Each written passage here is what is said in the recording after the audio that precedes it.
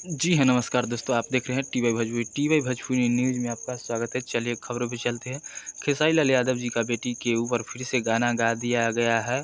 ये लड़का गाया है, जिस लड़का का नाम है मिथुन कुशवाहा ने इस गाना को गाया है।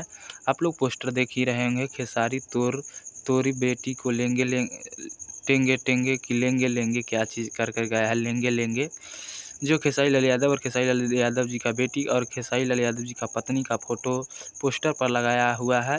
जो ये लड़का बिहार का रहने वाला है और कहता है हम अभी दिल्ली में रहते हैं। खेसारी लाल यादव जी का जो करना मन है वो कर ले, हम किसी से डरते नहीं हैं। तो खेसारी लाल यादव जी पंकज सिंह पर एक्शन लिए थे और ये लड़का पर एक्शन लेंगे या नहीं लेंगे, खेसारी लाल यादव जाने। ये लड़का पर तो खेसारी लाल यादव एक्शन लेंगे ही लेंगे। तो क्या होता है तो फिर अगले वीडियो में बताएंगे। फिर मिलते हैं अगले वीडियो में।